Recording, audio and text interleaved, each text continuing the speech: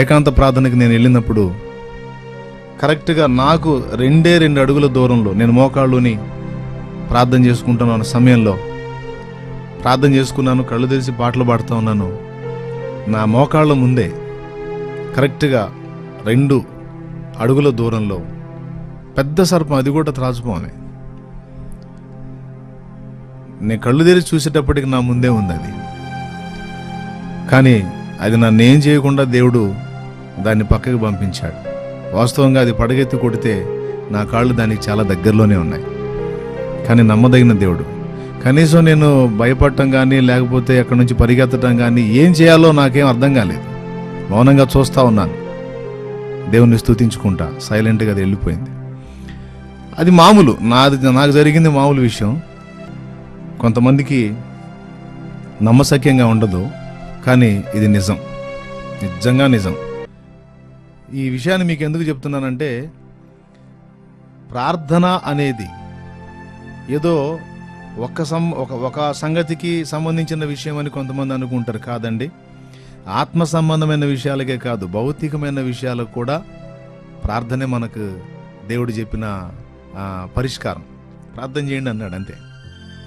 అది ఏదైనా కావచ్చు, ఏ విధమైన సమస్యతో నువ్వు వేధింపబడుతున్నా, నువ్వు దేవుణ్ణి నమ్మి దేవుడు దానికి పరిష్కారం ఇవ్వగలడని విశ్వసించి నువ్వు ప్రార్థించినట్లయితే తప్పనిసరిగా ఆయన నిర్ణయించిన సమయంలో పరిష్కారం లభిస్తుంది.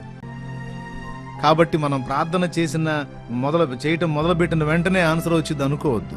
దేవుడు పని పురమాయిస్తాడు, తర్వాత కొంత సమయం పట్టొచ్చు, జవాబు మాత్రం ఖచ్చితంగా వస్తుంది.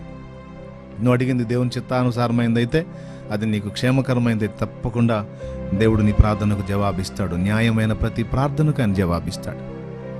ఆయనను బట్టి మనకు కలిగిన ధైర్యం ఏమనగా, ఆయన చిత్తానుసారంగా మనం ఏమి అడిగినను ఆయన మన మనవి ఆలకించునన్నదియే అని యోహాను పత్రికలో మనం చదువుకున్నాం కదా.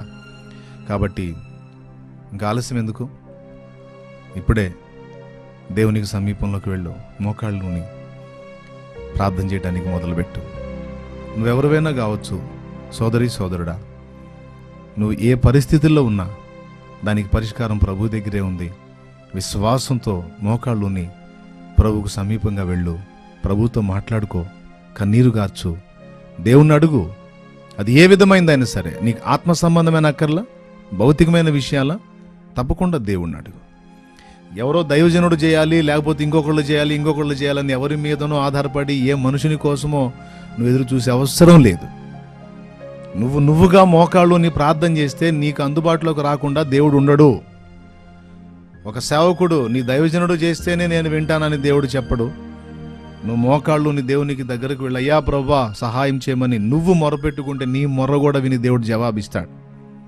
కాబట్టి తక్షణమే వెళ్ళి మోకాళ్ళు నీ ప్రభువుకు సమీపంలోకి వెళ్ళు, నీ మనవులు దేవునికి విన్నవించు. తగిన కాలం ముందు తప్పక నీకు ప్రత్యుత్తరం దొరుకుతుంది. మానక ప్రార్థించు. ఇప్పుడే వెళ్ళు, మొదలుపెట్టు.